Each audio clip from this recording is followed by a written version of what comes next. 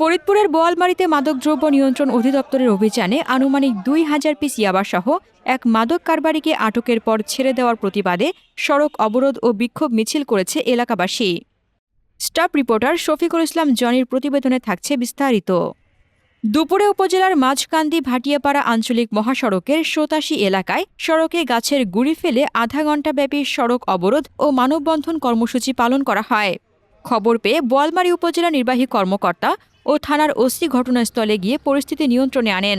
আন্দোলনকারীদের বিচারের আশ্বাস দিলে তারা অবরোধ তুলে নেন। আপনার স্বপ্নের যাত্রা হোক ফ্লাই ইনফিনিটির সাথে। গতকালকে একটা মাদকদ্রব্য থেকে একটা অভিযানকে কেন্দ্র করে আমাদের ইয়াবদ্ধ হয়েছিল।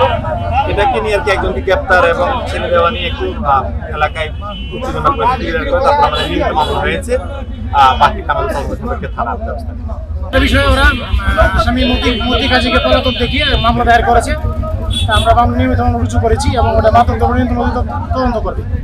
তো তদন্ত সাপেক্ষে তার ব্যবস্থা নেবে। আর বাড়িঘর ভাঙচুরের বিষয়ে যদি অভিযোগ পাওয়া যায় আমরা সেইভাবে মামলা নিয়ে ব্যবস্থা নেব।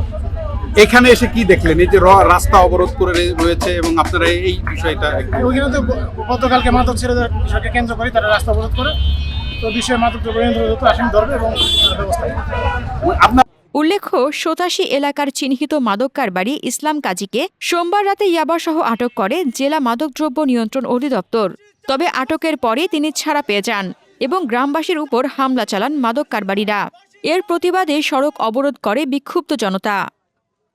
হাসনাতুজ্জাহান হিমু, দৈনিক খোলা চোখ। আপনার স্বপ্নের যাত্রা হোক ফ্লাই ইনফিনিটির সাথে।